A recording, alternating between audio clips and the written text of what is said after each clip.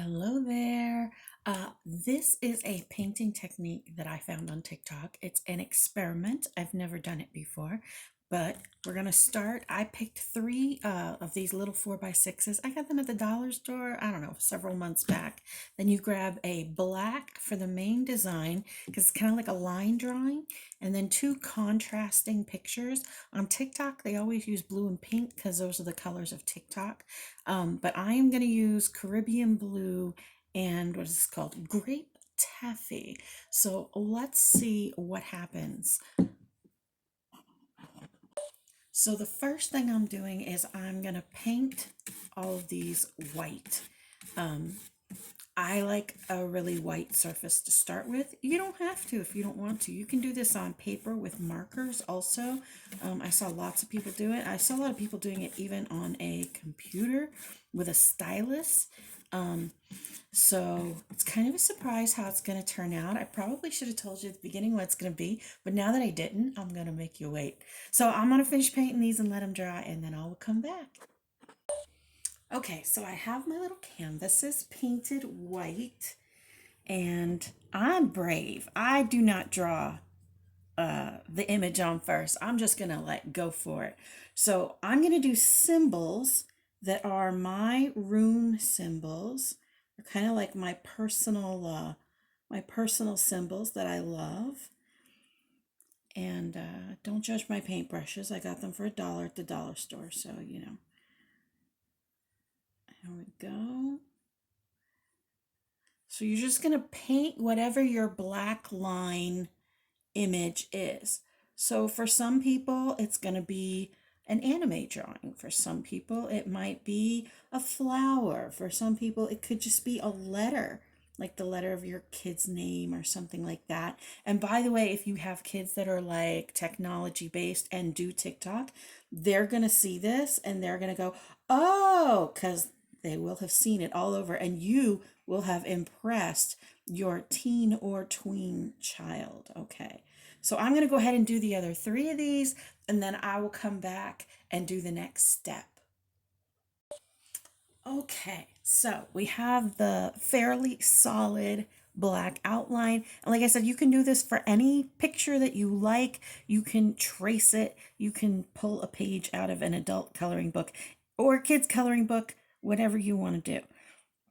So now the next step is you're going to take your first color, and I have picked the pretty little Caribbean blue there, and you are going to line. I like to do things like I like to turn it crooked, so you do it however you want to do it. But you're just going to make a little line right down next to the black lines. And you're only going to do it on one side. So now those of you who are a little bit older probably remember doing this.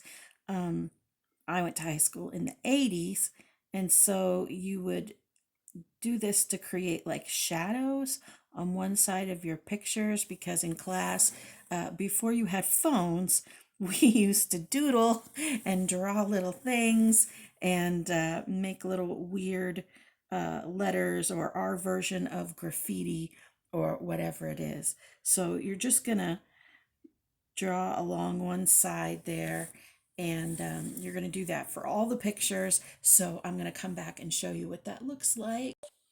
Okay, so this is what they look like with the little outline on one side. And I went ahead and put my next color right here. I picked that little pretty purple, what they call it, grape taffy or something like that. So then you're going to do the opposite side exactly the same way. And once again, if you're doing this TikTok style, you probably want to use something that is more like this, a bright pink, and maybe like this blue would be probably the two colors for that. I'm doing this Lee style, although I did get it from TikTok. I'm doing it in the way that I would like to do it. For those of you who are wondering what these symbols are, these are runes. And the one I'm working on now is called Sawilu. and it is the spiritual warrior and the rune of wholeness. This one up here is a ruse, and it is the rune of strength. And then this one is Kano, and it is for opening, clarity, and that sort of a thing. So I'm going to keep doing the purple, and I'll come back and show you what it looks like. Okay, so when you do both sides, they'll look something like this. I did choose to kind of hook it around the bottom. You don't have to. I just thought it was cute. So the next part is the fun part, and you really have to kind of be non-judgmental about how you do your art, okay? So we want to make little lines coming out from the colors, all right? And you don't want to make it like a sun where they're going out in every direction. You kind of want to have a horizontal horizon line where you are pulling these lines out in both directions, just kind of flipping them out there. Bloop. Don't judge yourself, just let them flip out a little bit. You do want it to touch the main blue though. Okay, and you can do them in ones, you can do them in twos, you can do them close together, you can make them bigger, you can make them smaller. You just kind of want it to look like whoosh. And that has to do with what this picture is going to look like in the end. So you kind of want them to be haphazard, but heading out in the same direction.